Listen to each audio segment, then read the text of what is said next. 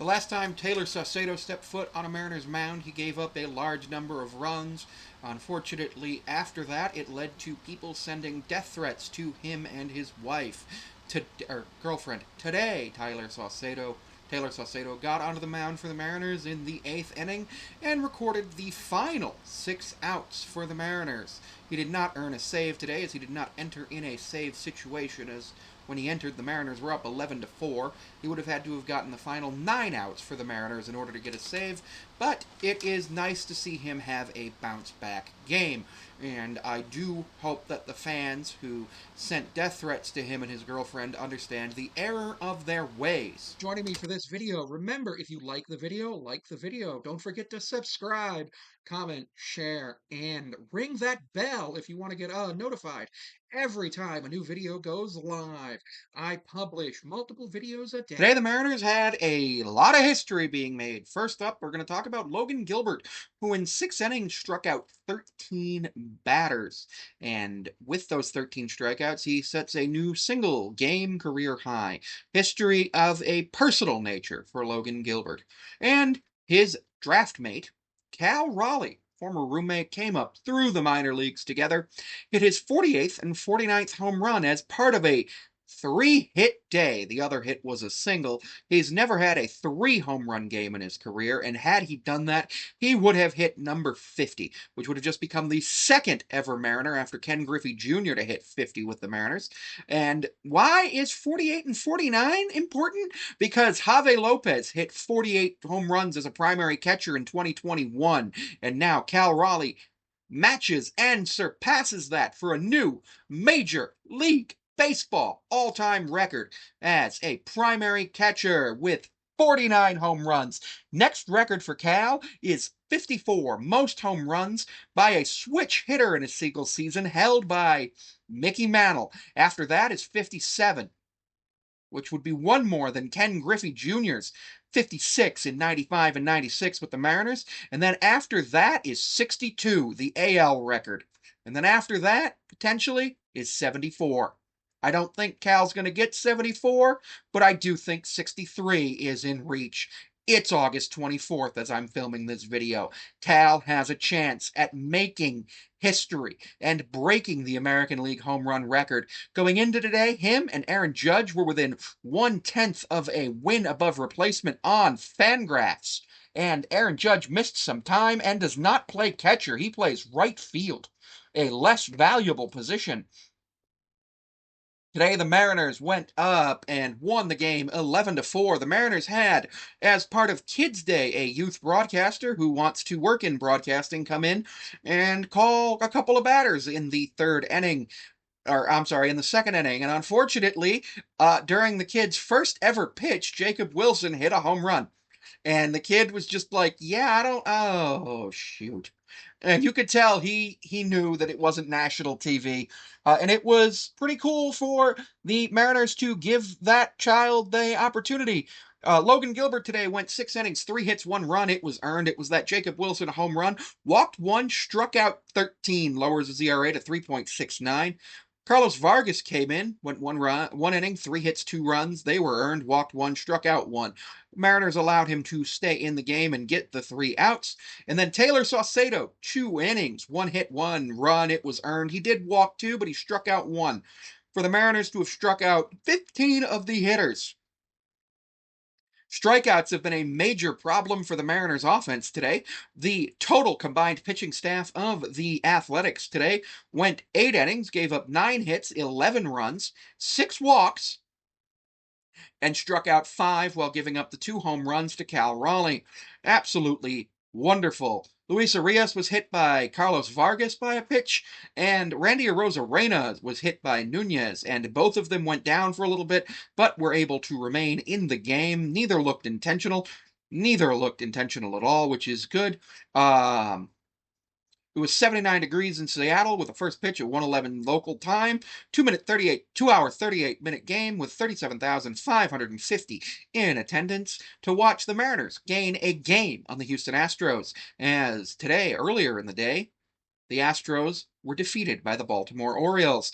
Today, the Mariners went 5 for 10 with runners in scoring position, also known as much more higher than average, while leaving 5 on base. 2 RBIs came from Josh Naylor, Randy Arozarena, and Cal Raleigh. And RBIs today came from Randy getting his 61st, Naylor getting his 72nd, Cal going up to 106, Robles gets 2 for 5, Julio gets 2 for 73. Doubles came from Randy Arozarena and Josh Naylor. Home runs came from Cal. Everything else was singles and walks. Randy Arozarena, 3 for 4, 2 hits, 1 ribby, or I'm sorry, 2 for 4, 3 runs, 1 ribby, and reached on a hit by pitch with a strikeout tied in there. Cal went 3 for 5 with 2 runs, no walks, 4 ribbies, and a strikeout. Julio 1 for 3, 2 ribbies and a run. He looked pretty good. He got lifted for Luke Raley to go to center field for a little bit of rest. Eugenio Suarez went 0 for 2 with 2 walks, 4 plate appearances, 50% of the time on base. Did strike out once. That's fine. Donovan Solano relieved him at third base, got 1 plate appearance where he went 0 for 1. That allows Gino to get a little bit of rest. Josh Naylor went 1 for 4 with 2 ribbies and a strikeout. Mitch Garver went 1 for 3 with a walk. Mitch Garver is looking a lot better than he did last year. Jorge Polanco, 1 for 3, 2 runs and a walk. J.P. Crawford, 1 run, 1 walk, 0 for 3. And he got replaced by Cole Young, getting a few reps at shortstop because Cole Young has not had the opportunity to do that. And with Dylan Moore being designated for assignment yesterday, the Mariners now have to get some reps at shortstop for Cole Young because he is right now our backup shortstop. Victor Robles at his second game back went 1 for 4 with 2 ribbies and a strikeout. He's up to 5 ribbies on the season. Victor Robles, the spark plug that this team had.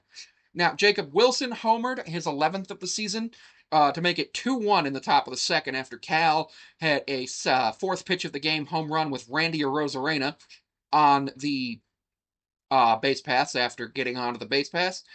In terms of the other athletic scoring, it all happened against Carlos Vargas, where Willie McCarver singled, and that scored Jacob Wilson and moved JJ to belated third.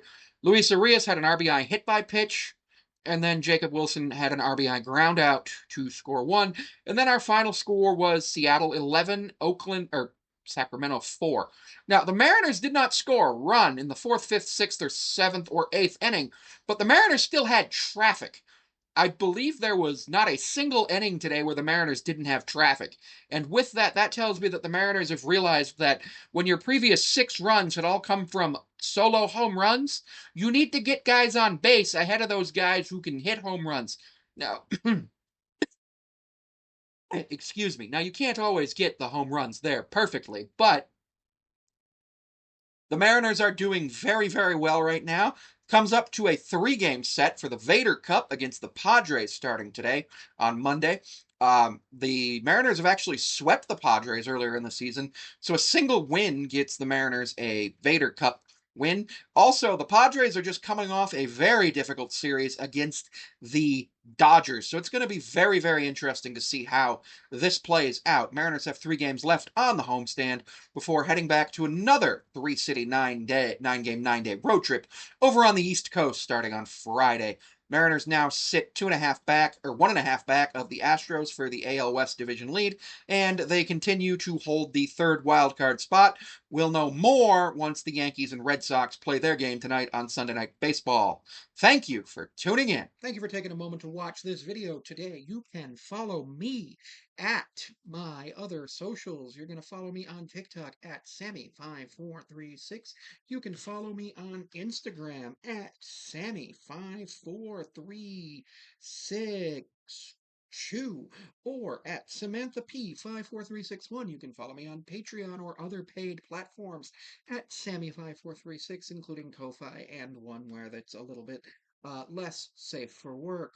Patreon members will get Mariners recaps approximately 12 hours before others, as well as access to some YouTube videos earlier than here. I'm generally going to try to make 1 YouTube video a week available early by a week on Patreon. I haven't decided what, and that will start next week.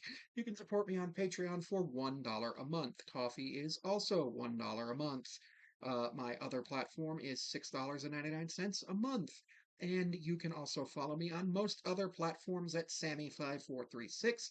You can also email me at SamanthaPond54361 at outlook.com. Thank you.